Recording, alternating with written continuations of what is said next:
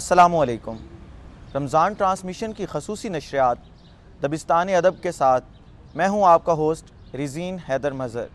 नाजरीन, मैं आज के इस मुकाबले में अपने मुनसिफ़ीन, इस मुकाबले के शुरका और तमाम नाजरीन को खुश आमदेद कहता हूं। नाजरीन, आज का ये मुकाबला हम अल्लामा इकबाल के कुछ अशार से शुरू करेंगे।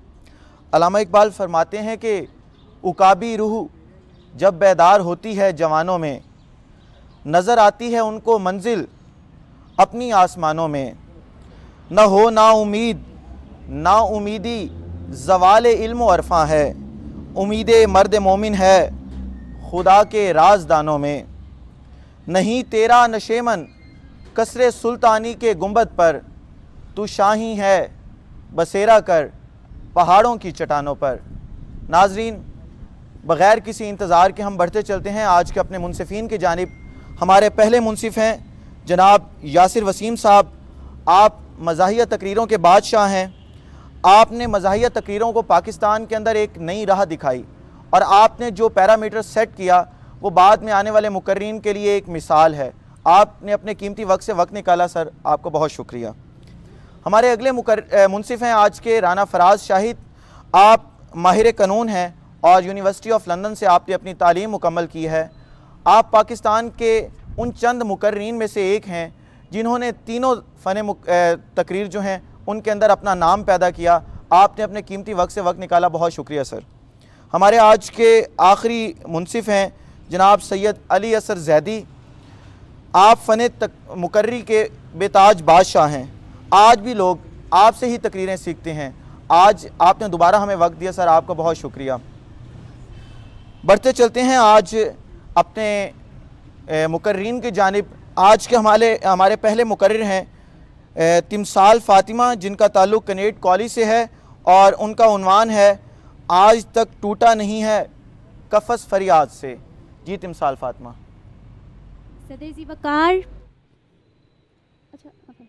सदेज़ी वकार, एक शिकारी एक सब्ज़ाज़ार में कफ़स लगाता है, मक्कारी का जाल बिछाता है, अपनी चापलूसी और चाल के दाने फेंकता है, किसी को उस कफ़स में मुक़य्यद करने की तदबीर करता है।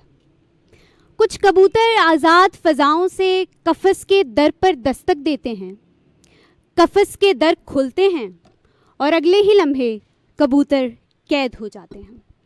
लेकिन आफरीन इन नन्ही जानों पर जिन्होंने शिकारी के कफ़स को, उस जाल को किस्मत का लिखा नहीं गर्दाना, कोई फरियाद नहीं की, सिसकियाँ नहीं ली, आहें नहीं भरी, अपनी रुकती थमती तवानाइयों को मुजतमे किया और शम्मा की लौ के आखिरी भड़कावे की तरह झट से जाल को ले उड़े और उस लम्हे आज़ादी की फ़ज़ाओं में उन फड़फड़ाते परों ने यही सुर आलापा के जोरे बाजू आजमा शिकवा न कर सयाद से, आज तक टूटा नहीं है कफ़स फरियाद से। ज़िवकार, नमरूद के दरबार में इब्राहिम की तकरार हो या फिरौन के सामने मूसा की ललकार, नजाशी के दरबार में जाफर तैयार हो या इंसाफ की अदालत में फारूक का वकार, हुसैन तलवारों के साए में हुसैन का इनकार हो या एक औरत की पुकार पर इब्ने कासिम की यलगार, ये सब नज़ारे इस हकीकत के गम्माज हैं कि आज तक टूटा नहीं है कफ़स फरियाद से। ज़िवकार, कफ़स तब टूटता है जब 313 किसी बहरी बेड़े का इंतज़ार किए बगैर बदर को अपने खून से लालाज़ार करते हैं। कफ़स तब पाश पाश होता है जब अल्लाह को रब मानने वाला लश्करे जर्री इक्तिसादी पाबंदियों को जूते की नोक पर रख के रूम और ईरान पर यलगार करता है, जब अरब के चट्टाई नशी ऐवाने किसरा की बुनियादें हिलाते हैं, जब करबला हुसैन के खून से लहू रंग होता है। जी हाँ अली वकार, कफ़स तब टूटता है जब अफ्रीका के जंगलों से उठने वाला तूफान उंदलस का तख्त उड़ाता है, जब एक ही पुकार पर राजा दाहिर गुमनामियों की पाताल में जा गिरता है। जी हाँ अली वकार, कफ़स को टूटना पड़ता है जब 16 पसपाइयों के बाद फरियाद नहीं की जाती बल्कि सोमनाथ के टुकड़े टुकड़े किए जाते हैं। अली वकार, कफ़स कैसे टूटे जब खुदी का दामन छोड़ दिया जाए, अली वकार, कैसे टूटे कफस जब लब पे फरियादें, हलक में सिसकियां, आंखों में आंसू और हाथों में कशकोल हो। कफस की जकड़बंदियां और मजबूत हो गईं जब तलवारें पिघलकर रबाब की तारी बन गईं। जब हम अल्लाह को छोड़कर बका की खातिर सहारों के मुतलाशी हो गए तो फिर बगदाद ने खोपड़ियों के मीनार भी देखे, करतबा की मस्जिदों ने लुटती इज्जतों का नज़ारा भी किया। जब हमने इंसाफ की खातिर अक़वाम मुत्तहिदा के चरणों को छुआ तो फिर बोस्निया में इज्तिमाई कब्रों का नज़ारा भी देखा, कोसोवो में कटते हुए लाशें भी देखे, कश्मीर में दफ़ा 370 का नफाज और दुनिया के सबसे बड़े कफस का मुजाहिरा भी देखा। हक गोई और बेबाकी से घबराता है तू, अदू से आंख मिलाने पे डर जाता है तू। जिस रिस्क से परवाज में कोताही का डर हो वो रिस्क बड़े शौक से खा जाता है तू। जब तक गैरों के तलवे चाटते रहोगे, बाबरी मस्जिदें गिरती रहेंगी, बैतुल मुकद्दस मकबूजा रहेगा, मिन्नतें फरियादें करते रहोगे, आहें भरते रहोगे। हाथ पर हाथ धरने से ख्वाबों की ताबीरें नहीं मिला करती। है मेरी तरह ख्वाहिश मेरे अहले वतन की, सोए भी रहें ख्वाब की ताबीर भी मिल जाए। बस इतना हो कि अपनी दुआओं की बदौलत आज़ाद फ़लस्तीन हो, कश्मीर भी मिल जाए। अली वकार, लेकिन मैं बिल्कुल मायूस नहीं हूँ, क्योंकि आज का नौजवान ये बखूबी जानता है कि कफस तब टूटता है जब वो शिकवाए तकदीरें यज़दा नहीं करता बल्कि खुद तकदीरें यज़दा बनता है। जब वो मगलूबे गुमा नहीं होता बल्कि दस्ते कुदरत बनता है। वो जुर्मे ज़ईफ़ी की सज़ा से खूब वाकिफ़ है, उसको लैसा लिल इंसान इल्ला मासा का सबक भी याद है। उठ असरे नो दहर के हालात बदल डाल, तदबीर से तकदीर के दिन रात बदल डाल। शिकवा न कर, तोड़ इस जुल्मत के कफस को, आहो फुगा वहमो गुमा के जज्बात बदल डाल। शुक्रिया। इनका उन्वान था आज तक टूटा नहीं है कफस फरियाद से। हमारे आज के इस मुकाबले के अगले मुकर्रर हैं वकारुल्लाह, जिनका ताल्लुक़ गवर्नमेंट कॉलेज यूनिवर्सिटी फैसलाबाद से है और उनका आज का उन्वान है ये अजब कारवां है जो रवां है बे इरादा। जी वकारुल्लाह। सरों पर गुज़श्ता कोताहियों की थकान उठाए, काफिला बिलाखिर अंधेरे से सुबह कशीद करने में कामयाब ठहरा। पो फूटते ही सालारे काफिला ने ईमान, इत्तेहाद और तंजीम जैसे सुनहरी उसूल देकर काफिले की समत का ऐलान किया। फिर रहबरी का फरीज़ा तहजीब के जिन बचे खुचे नकूश के हिस्से में आया। उन्होंने कभी जमहूरी इक़्तिदार का खेल रचाया तो कभी हमें अस्करी लतीफ़े सुनाकर हमारे नापुख्ता ज़हान में ये बात डालने की कोशिश की गई कि हमसे अच्छा हाकिम कोई नहीं और हमसे अच्छा कोई इरादा साज नहीं। सदर आली वकार, कौन से रहबर, कौन सा काफिला और कौन से इरादे। अरे जो लोग 10 साल में अपना आइन ना बना सके, जो आज तक ये फैसला न कर सके कि हमारा आइन कौन सा होगा, हमें आमरीत चाहिए या जमहूरियत, हमारी कौमी ज़बान उर्दू होगी या अंग्रेज़ी, हमारा निज़ाम सदारती होगा या पार्लिमानी। और फिर अजब नारे, दो नहीं एक पाकिस्तान, करप्शन से पाक माशरा, और फिर रियासत मदीना जैसे इरादे जाहिर करके हमें ये कहा गया कि अगर तुम फलां बिन फलां को वोट दोगे तो हम तुम्हारे लिए ऐसे मुशीर दरामद करेंगे जो अपने ब्रीफ केसों में इंतहाई उम्दा इरादे भर कर लाएंगे। वो इरादे कि जिनके निफाज से हम तुम ऐसे लोगों के लिए, तुम ऐसे नाबीना लोगों के लिए एक ताज़ा रियासत मदीना बनाएंगे। मगर जीवकार वो इरादे क्या हुए कि जो मेरी आंखों ने देखा लोगों, अगर बता दूं तो क्या करोगे, जो सुन रहे हो वो कुछ नहीं है, मैं सब सुना दूं तो क्या करोगे। ये हड्डी बोटी पे पलने वाले तुम्हें भी जान से अजीज तर हैं। मैं इनके नसब का शिजरा कहीं मिला दूं तो क्या करोगे? ए गूंगो बहरो, जियोगे कब तक जमीन के सीने पे बोझ बनके? मैं सारे नागों के सब ठिकाने तुम्हें बता दूं तो क्या करोगे? अगर तलब है तुम्हें कि देखो वो पहले कतरे का सूली चढ़ना, मैं कुएं जाना से सुए मक्तल कदम उठा दूं तो क्या करोगे? कदम उठा दूं तो क्या करोगे? सदर आली वकार बगैर इरादे और बगैर समत के चलने वाली नाव हमेशा डूब जाती है। और ऐसा क्या है जो हमारे इज्तमाई बदन के अंदर मौत के घाट उतर चुका है? और वो कौन सा सानहा होगा, किस शिद्दत का सानहा होगा जो हमें आलमे मदहोशी से होश में ला सके? शायद कोई नहीं जीवाकार, क्योंकि जो साइन लोग सकूते ढाका जैसा सानहा ये कहकर पी गए कि हमारे मफादात का गला खुश्क हो रहा था, अरे वो समंदर के समंदर भी पी जाएं तो प्यासे ही रह जाएं।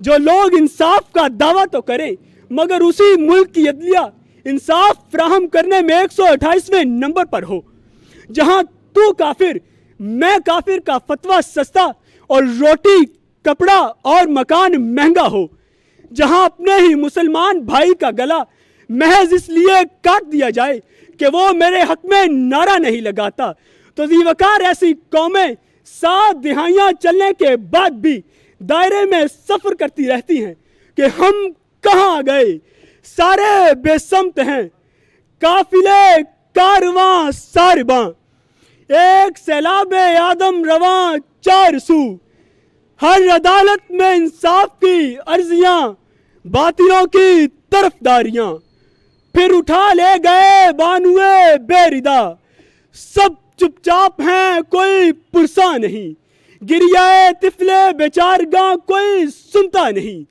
ख्वाब हमारी आंखों में मरते हुए, खुदकशी 4 सू बैन करती हुई, खुदकशी 4 सू बैन करती हुई, खुदकशी 400 बैन करती हुई। ये थे वकारउल्लाह, जिनका ताल्लुक़ गवर्नमेंट कॉलेज यूनिवर्सिटी फैसलाबाद से था और 4 मिनट 50 सेकंड इनकी तकरीर का दौरानिया था और इनका उन्वान था ये अजब कारवां है जो रवां है बे इरादा। हमारे आज के इस मुकाबले के अगले मुकर्रर हैं अहमद रज़ा शजी, जिनका ताल्लुक़ गवर्नमेंट कॉलेज यूनिवर्सिटी लाहौर से है और उनका उन्वान भी यही है कि ये अजब कारवां है जो रवां है बे इरादा। जी अहमद रज़ा शजी।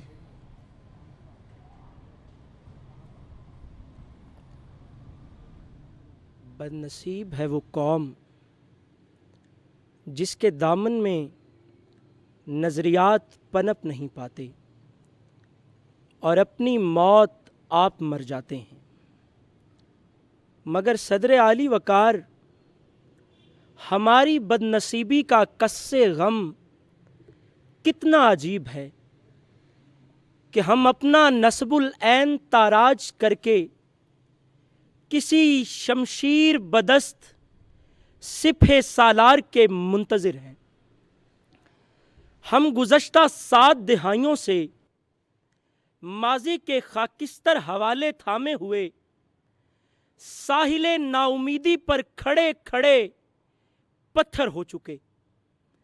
हालात की संगीनी ने हमारी स्याह नसीब बस्तियों की वीरान आंखों से सारे दरख्शां ख्वाब छीन कर हमारे होंठों के अंगारे ठंडे कर दिए।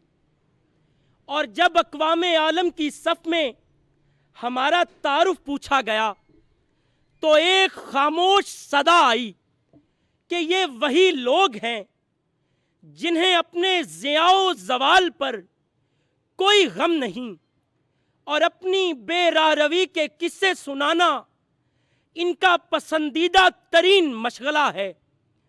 तो उस वक्त हम अपने दिफा में कौन सी दलील लाते कि हमारा अफसाना-ए गम किसी से पोशीदा नहीं है कि निकले सदफ की आंख से मोती मरे हुए, फूटे हैं चांदनी से शगुफे जले हुए, है ऐ तमामे गिरियाओ मातम चमन चमन, रखे हैं मक्तलों में जनाजे सजे हुए, हर एक संगे मील है, हर एक संगे मील है अब नंगे राह गुजर, हैं रहबरों की अक्ल पे पर्दे पड़े हुए, हैं रहबरों की अक्ल पर पर्दे पड़े हुए।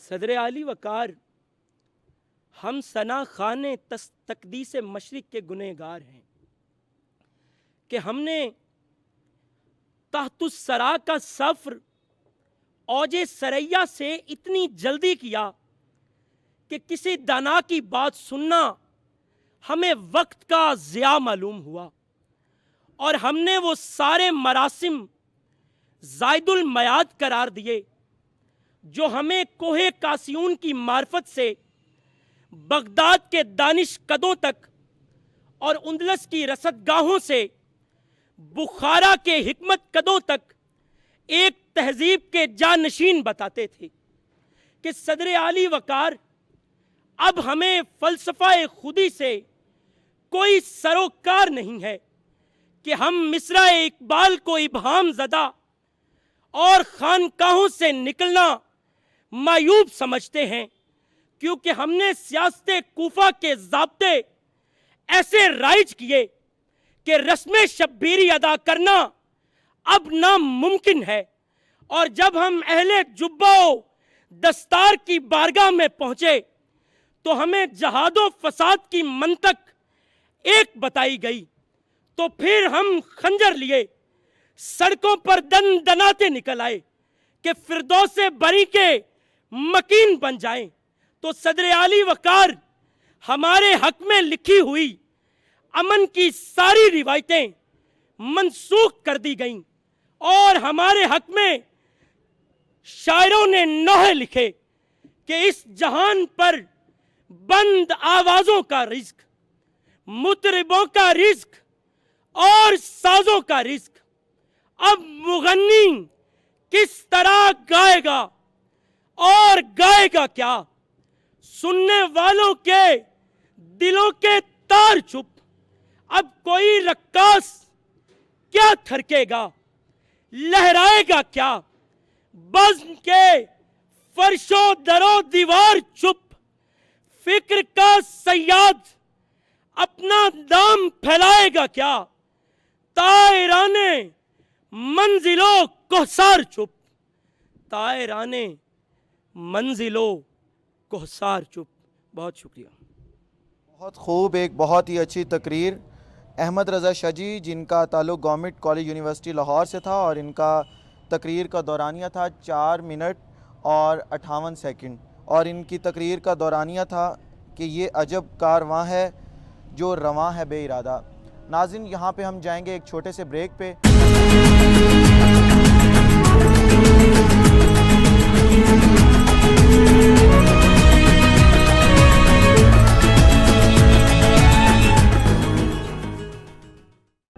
ऑफिस वर्क हो या फैमिली एंटरटेनमेंट, व्हाट्सएप हो या video call, stay at home and enjoy PTCL Chargy unlimited package.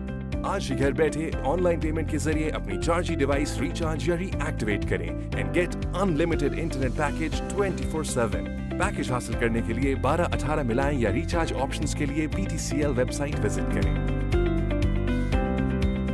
मुझे इल्म है मैंने क्या क्या किया है, गुनाहों से मेरा दामन भरा है। मुझे इल्म है मैंने क्या क्या किया है, गुनाहों से मेरा दामन भरा है। मगर रहम की है दुआ मेरी तौबा, मगर रहम की है दुआ मेरी तौबा। मेरी या खुदा। वर्कर्स वेलफेयर फंड एक खुद मुख्तार इदारे की हैसियत से पाकिस्तान भर में वर्कर्स की बेहतर, मुतमईन और महफूज जिंदगी के लिए खिदमात सर अंजाम दे रहा है। रजिस्टर्ड वर्कर्स और उनके अहले खाना के लिए मुफ्त रिहायशी सहूलत, बच्चियों के लिए 2 लाख रुपए तक की शादी ग्रांट, 6 लाख तक की फौत की ग्रांट, मुफ्त तालीम, पेशा वराना तरबियत और हज स्कीम वर्कर्स वेलफेयर फंड की अव्वलीन तरजीहात में शामिल है। एक जिम्मेदार सनतकार की हैसियत से अपने इदारे में कारकुनों की शिरकत का फंड कायम करके सनती कारकुन का समाजी और मुआशी तहफ़्फ़ुज़ यकीनी बनाएं। वर्कर्स वेलफेयर फंड, सनती कारकुन खुशहाल, पाकिस्तान खुशहाल। सिंध की अवामी हुकूमत का आज़्म और निजी शोबे के वसाइल और महारत का इश्तिराक अब बन रहा है तामीर तरक्की के नए दौर की बुनियाद। पब्लिक प्राइवेट पार्टनरशिप के तहत हैदराबाद मीरपुर खास ड्यूल कैरेज वे, सर आगा खान झरक मुलाकात यार प्रोजेक्ट, कराची ता ठट्ठा dual carriage way, Ghotki Kandhkot bridge project, Malir expressway, Karachi urban roads initiative के तहत मारीपुर रोड ता Y junction expressway, ICI bridge interchange और कोरंगी लिंक रोड। हुकूमत सिंध के पब्लिक प्राइवेट पार्टनरशिप प्रोजेक्ट्स की आलमी सतह पर पजीराई सिर्फ सिंध ही नहीं बल्कि पाकिस्तान के लिए एजाज है। खिदमत का कमाल, सिंध बना मिसाल।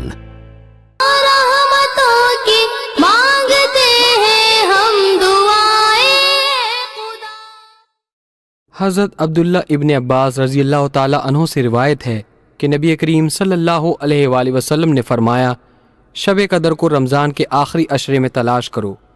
जब 9 दिन बाकी रह जाएं, 7 दिन बाकी रह जाएं या 5 दिन बाकी रह जाएं। दिल की धरती मांगती है वो ज़ियाए खुदा।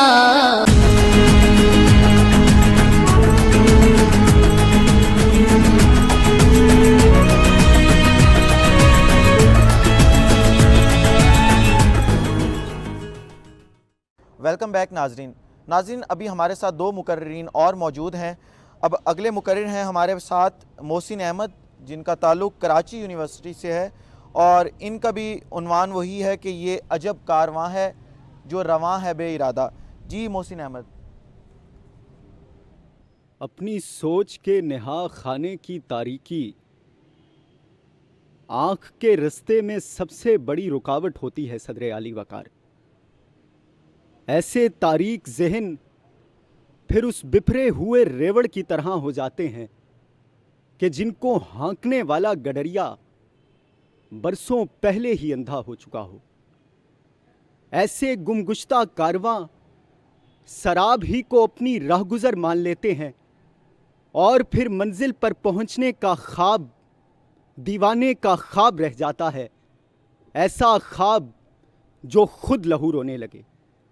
सदर आली वकार, तारीख इसी अलमिये का गिरिया हमें बादशाह अशोक की सूरत दिखाता है कि किस तरह जब अशोक रियासत कालिंगा पर हमला आवर होता है तो उसे तहस नहस करके ताकत के नशे में धुत कालिंगा के मैदान में अपनी फतह का नज़ारा करने निकलता है। मगर हैफ फिर वक्त उसे वो भयानक मंजर दिखाता है कि जिसके बाद वो खुद अपनी फतह का मातम करने लगता है। सदर आली वकार वो देखता है कि जिस कारवां की नींव उसने फ़कत एक खित्ते के हुसूल के लिए रखी थी, वो तो दर हकीकत सितम की वो योरिश थी कि जो खुद उसके आदर्शों का जनाजा निकाल गई। सदर आली वकार वो देखता है कि मैदान में दूर दूर तक 1 लाख से ज़ायद सिपाहियों की लाशें हैं। मुर्दार खोर गिद्ध उन्हें रोंदते चले जा रहे हैं। पड़ोस की बस्तियों की औरतें उन लाशों से अपने प्यारों को तलाश कर रही हैं, मगर वाए नाकामी कि उनके राज दुलारे तो किसी बेइरादा कारवां के बूटों की गर्द बन चुके। सदर आली वकार कालिंगा के मैदान में बादशाह अशोक ने देखा कि फतह का चेहरा कितना भयानक है। उसके जिस्म में लर्जा तारी हो गया। वो अपने घोड़े से उतरा और आसमान की तरफ अपना चेहरा करके पुकारने लगा कि ऐ खुदाया, ये मुझसे क्या हो चला कि जिस कारवां के संग मैंने मैदाने अमल तस्खीर करना था, वो तो मेरी ही कोता अंदेशी से कैसा मक्तल बन गया कि सदर आली वकार देखिए, बादशाह अशोक का ये गिरिया आने वाले कितने वक्तों का वो घिनौना चेहरा दिखा गया जो बदकिस्मती से हर अहद में इसी रविश का मुकल्लिद रहा कि सदर आली वकार, ये अजब कयामतें हैं तेरी राह गुजर में गुजारा, ना हुआ के मर मिटे हम, ना हुआ के जी उठे हम, ना हुआ कि मर मिटे हम, ना हुआ कि जी उठे हम। सदर आली वकार अक्ल सो जाए तो फ्रियत जन्म लेने लग जाते हैं, सिवाय इसके कि हम अपनी तारीख तरीन तारीख से कुछ सीखते, हमने उसे ही अपना कुल जाना और चलते गए। अब वक्त भी गिरिया करता है कि इन 74 बरसों में हमने अपने कितने प्यारों की जानें कुर्बान कर दी, मगर अब किताब, कारखाने और तहजीब की दुनिया में दाखिल होने के लिए हमें और कितनी कुर्बानियां देनी होंगी।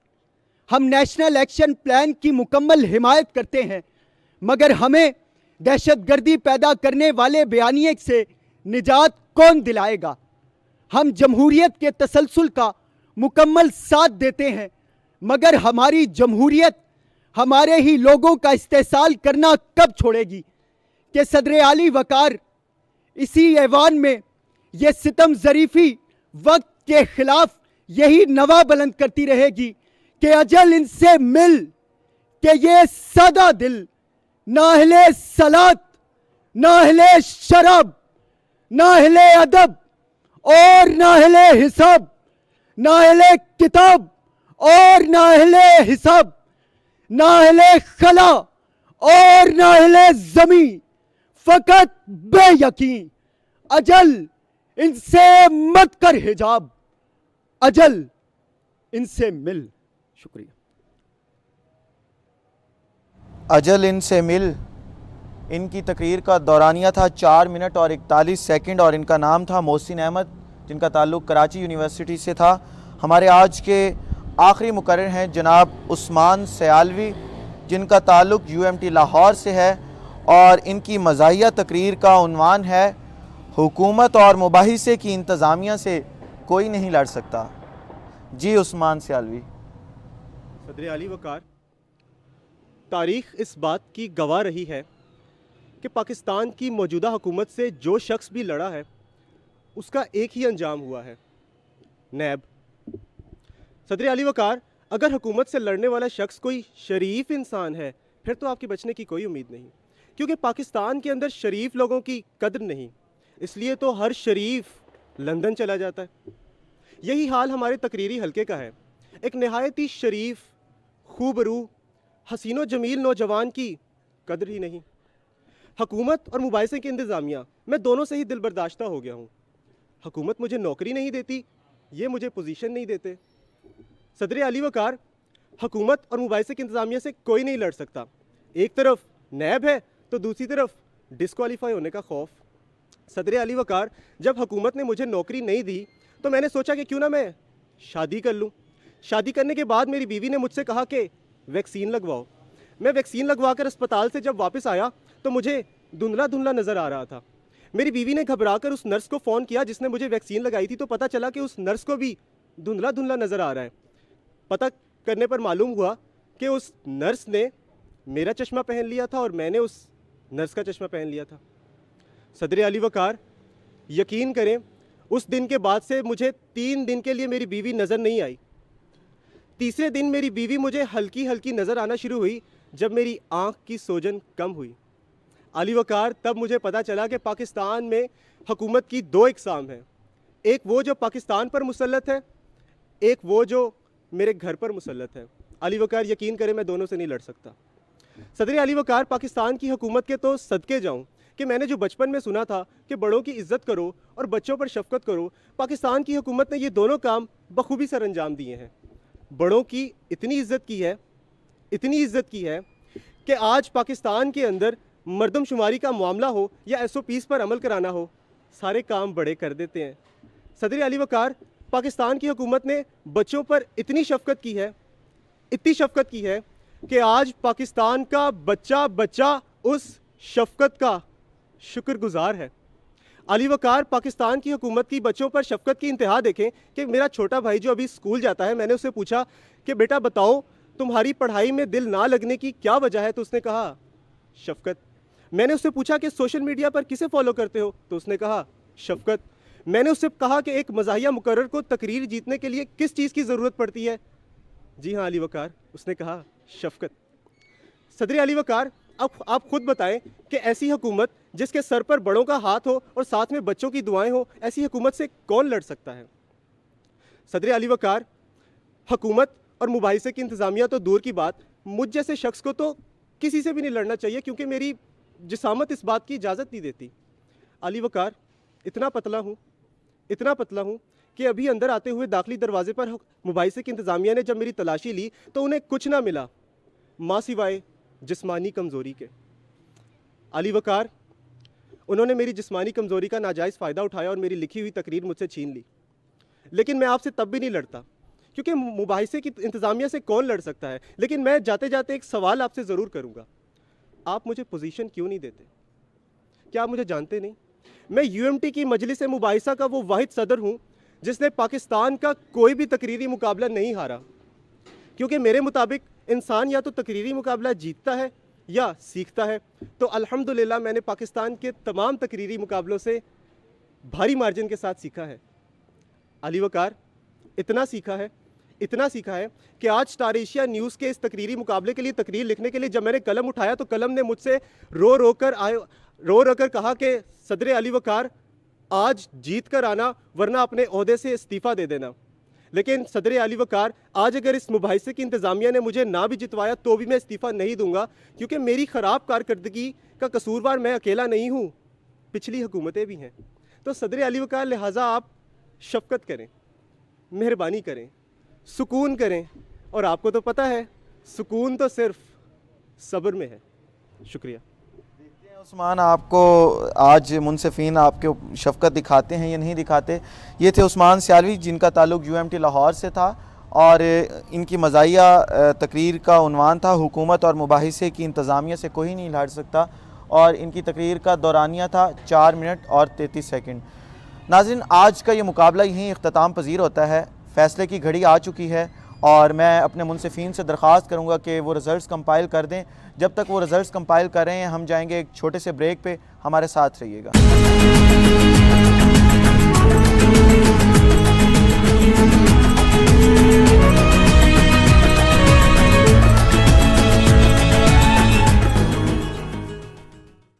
वेलकम बैक नाज़रीन, हमारे नताइज जो है वो मुरतब हो चुके हैं और हम अपने मुनसिफीन की जानिब बढ़ेंगे कि आज के इस मुकाबले के क्या नताइज रहे। सबसे पहले हम बढ़ते हैं राना फराज शाहिद साहब की तरफ और उनसे पूछेंगे कि आज का ये मुकाबला कैसा रहा और नताइज कैसे रहे। जी फराज भाई। जी रज़ीन, सबसे पहले तो बहुत शुक्रिया कि आपने हमें इस काबिल समझा और हमें मदऊ किया इस मुकाबले के अंदर। और आपके मुकाबले में जो डिस्टिंक्शन है इस इवेंट को वो ये है कि यहाँ पे जो मुनसिफीन कराम हैं जिन्होंने आपको दावत दी और आप डेली उनको बुला रहे हैं, वो कंसर्न्ड लोग हैं जिन्हें इस फ़न के बारे में महारत हासिल है और उन्हें एक बहुत बड़ा वक्त गुजारा है इस फ़न तकरीर के अंदर। तो सबसे पहले तो मैं आपको मुबारकबाद पेश करता हूँ कि आपने पाकिस्तान के अंदर इस तरह का इनिशिएटिव लिया ताकि जो नताइज होते हैं तकरीर के वो बेहतर से बेहतर आ सकें और जो मुकर्रीन हैं, बोलने वाले हैं, वो उन मुनसिफीन से फैज़ हासिल कर सकें। तो आपका बहुत शुक्रिया हमें यहाँ बुलाने का। और तकरीर बहुत अच्छी थी, मुकाबला बहुत टफ था। सिर्फ स्लाइट मार्जिन के साथ हमने जो पोजीशंस हैं हमने उनका डिसीजन लिया है और उम्मीद है कि जो मुकर्रीन हैं वो हमारे फ़ैसलों से इतराज़ नहीं करेंगे तो हम उसकी जस्टिफिकेशन ज़रूर देंगे। जी बहुत शुक्रिया रज़ीन। बहुत शुक्रिया। इसके बाद बढ़ते चलते हैं सैयद अली असर जैदी साहब की तरफ। जी अली भाई, बताइएगा कि आज का मुकाबला कैसा रहा? देखिए रज़ीन, सबसे पहले तो बहुत शुक्रिया कि आप हमें मदऊ करते हैं और यहाँ पर जो है तकारीर जज करने का हमें मौका फ़राहम करते हैं और मुकर्रीन को बोलने का मौका फ़राहम करते हैं। जैसे पहले दिन से यही गुफ्तगू हो रही है कि जो रिवायत मरती जा रही है उसे दोबारा ज़िंदा करने के लिए जो काविश की जा रही है उसको ज़रूर सराहना चाहिए और हम उसे सराह रहे हैं। बढ़ते चलते हैं आज के मुकाबले की जानिब। तो आज का मुकाबला एक बेहतरीन मुकाबला था। तमाम मुकर्रीन ने बहुत अच्छी तकारीर की। कुछ बुनियादी मसाइल हैं, छोटे छोटे, ज़्यादा बड़े मसाइल नहीं हैं, उनके ऊपर बात कर लेते हैं। देखें, उनमें जो कुछ मुकर्रीन के अंदर मसला देखने में सामने आया वो ये था कि कुछ फंबल्स आ रहे थे तकरीरों के दरमियान। तो जब आप तकरीर कोई लिखते हैं तो आपने उसे 100 दफ़ा, 50 दफ़ा, 30 दफ़ा, 40 दफ़ा, जितना आपकी अकल के हिसाब से, आपकी याददाश्त के हिसाब से फिजिबल होता है, अकॉर्डिंग टू दैट आपने उस तकरीर को याद करना होता है। और इस तरीके से याद करना होता है कि आप वो तकरीर भूलें नहीं। तो आप उस तकरीर को अगर भूल रहे हैं या आपकी जो दिमाग में कंपाइलेशन हो रही है आपके लाशऊर में या शऊर के अंदर, और लफ्ज़ जो हैं वो बीच में कहीं पर रुकते हैं या फंबल आता है, तो उससे आपकी तकरीर के ऊपर, पूरी तकरीर के ऊपर 4 से 5 मिनट की एक गहरा असर पड़ता है। तो वो असर नहीं पड़ना चाहिए। जब आप एक मुकर्रर हैं तो आपको परफेक्शन के साथ इस स्टेज के ऊपर, इस रोस्ट्रम के ऊपर आना चाहिए। दूसरी चीज़ ये है कि जब भी आपको कोई मौजू दिया जाता है तो बजाय इसके कि आप ज़्यादातर टाइम इस चीज़ पर लगा दें कि आप पास्ट प्रेसिडेंट समझाते रहें अपनी पूरी तकरीर के दौरान, आपको कोशिश करनी चाहिए कि आप पास्ट प्रेसिडेंट का एरिया कम रखें और उस पास्ट प्रेसिडेंट के एरिया से, जो कि आपने कम टाइम के अंदर एक्सप्लेन करना है, उससे फ्यूचर डराइव करें। और फ्यूचर डराइव करके प्रेजेंट डराइव करके उस प्रेजेंट और फ्यूचर के अंदर आप हमें बताएं कि फ्यूचर में कैसे बेहतरी आ सकती है या क्या नुकसान आ सकता है, और करंट स्टेटस को के अंदर क्या हालात हाज़रा के अंदर क्या मसले मसाइल हैं, उनको ज़रूर अपनी तकरीर के अंदर आइडेंटिफाई करें। तो बाकी जो है यासिर इसके ऊपर गुफ्तगू ज़्यादा बेहतर करेंगे, मेरी तरफ से यही। जी बहुत शुक्रिया शाह जी।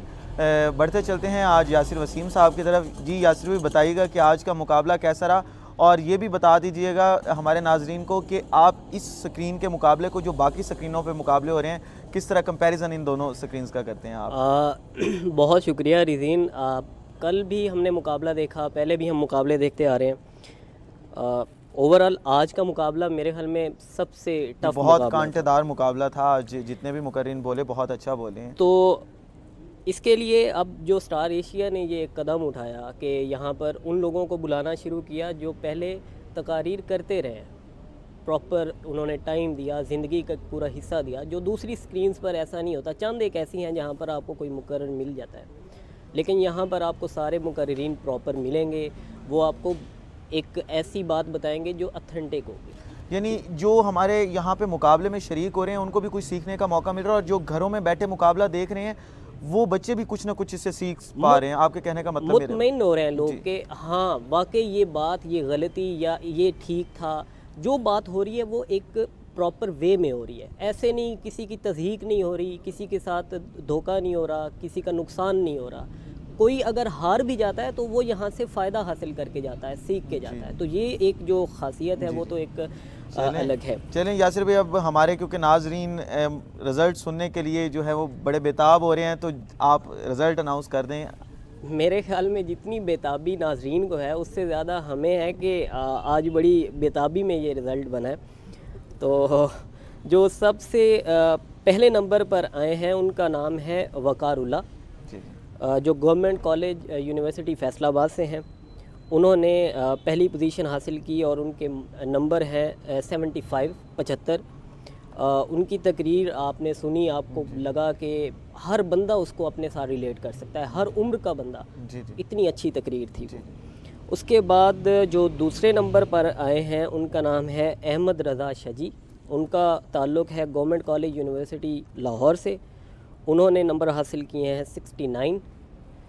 और उसके बाद है थर्ड नंबर पे मोहसिन, जिनका ताल्लुक़ कराची यूनिवर्सिटी से है, और उनके नंबर है 65।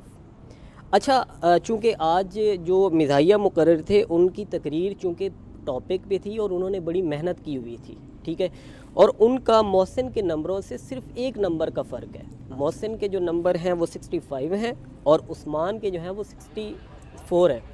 तो हमने ये फ़ैसला किया है कि हम उसको वाइल्ड कार्ड एंट्री में डाल रहे हैं, ताकि अगर मौका मिला तो हम उन्हें जो है कॉल करके अगले राउंड के लिए भी कॉल कर सकते हैं। तो ये आज के रिज़ल्ट है। बहुत शुक्रिया। आज के इस मुकाबले का इख्तिताम हम अल्लामा इकबाल के एक शेर से करेंगे कि ना तू ज़मीं के लिए है ना आसमां के लिए, जहाँ है तेरे लिए तू नहीं जहाँ के लिए। नाज़रीन, कल नए 6 मुकर्रीन से आपके साथ आपसे मुलाकात होगी। कल तक के लिए दीजिए मुझे इजाज़त। अल्लाह हाफ़िज़।